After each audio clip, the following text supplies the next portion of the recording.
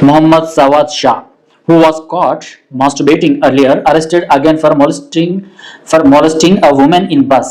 మొహమ్మద్ సవాద్ షా అనేసి ఒక అబ్బాయి, అంటే ఒక 20-22 సంవత్సరాలు ఉంటాయి అన్నమాట. కేరళకు సంబంధించిన ఒక అబ్బాయి ఏదో కంపెనీలో జాబ్ చేస్తున్నాడు. జాబ్ చేస్తూ కేరళకు సంబంధించిన ఆర్టీసీ బస్సులో, అంటే గవర్నమెంట్ బస్సులో, సో అక్కడ ఆయన ఒక ప్లేస్ నుంచి ఇంకో ప్లేస్కి వెళ్ళేటప్పుడు ఆయనకి ఒక పక్క ఒక లేడీ కూర్చుంది, అంటే వేరే సీట్ పైన.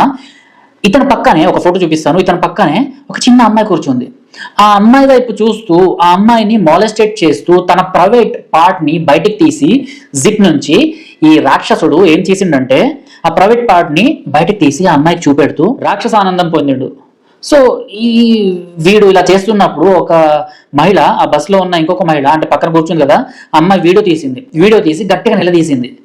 బాబు నువ్వు ఏం చేస్తున్నావు, చిన్న పాప ముందు ఇలాంటి పనులు చేస్తున్నావు, చుట్టూ లేడీస్ ఉన్నారు, వాళ్ళందరి మధ్యలో నువ్వు కూర్చొని ఇలాంటి పనులు చేస్తున్నావు, అసలు నువ్వు మనిషివా దున్నపోతువా అనేసి ఇలా అడగగానే అబ్బాయి అసలు ఆన్సర్ ఇవ్వడానికి భయపడుతూ బస్సు దిగేసి పారిపోయాడు అనమాట. అతన్ని పట్టుకోవడానికి ఆ బస్సుకు సంబంధించిన కండక్టరో లేకపోతే ఇంకెవరో దిగి అతన్ని పట్టుకుంటున్నా కూడా రోడ్ క్రాస్ అయ్యి పారిపోయాడు.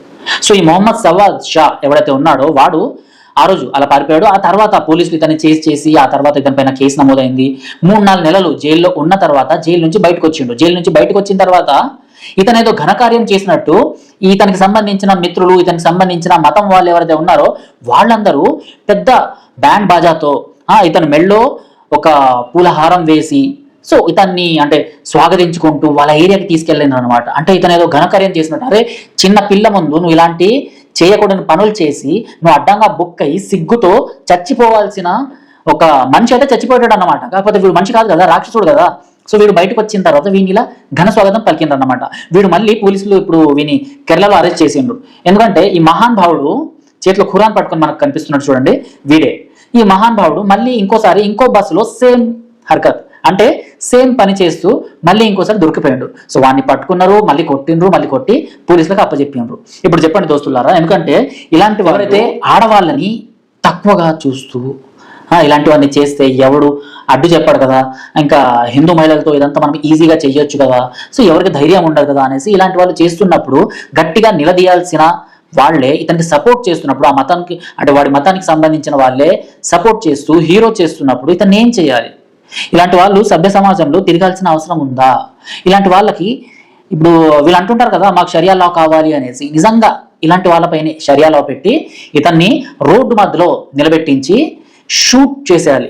ఏదైతే ఆఫ్ఘనిస్తాన్లో లేకపోతే ఇంకా వేరే ఇస్లామిక్ కంట్రీస్లో చేస్తుంటారు కదా, లేడీస్ని ఏదైనా అన్నా లేకపోతే ఇంకేదైనా తప్పులు చేసినా, దొంగతనాలు చేసినా కూడా రోడ్డు పైన మధ్యలో నిలబెట్టించి ఉరిశిక్ష వేయడము, లేకపోతే చంపేయడము, లేకపోతే అతన్ని భూమిలో పాతిపెట్టి రాళ్లతో కొట్టి చంపేయడము, ఇలాంటివన్నీ శిక్షలు ఇలాంటి రాక్షసులకు ఇవ్వాలన్నమాట.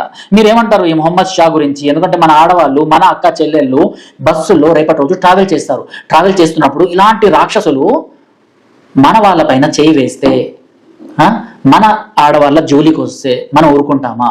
సో ఇలాంటి రాక్షసులు ఏం చేయాలి? మీరే కామెంట్ బాక్స్లో చెప్పండి. టిల్ దెన్ జై హింద్, జై భారత్.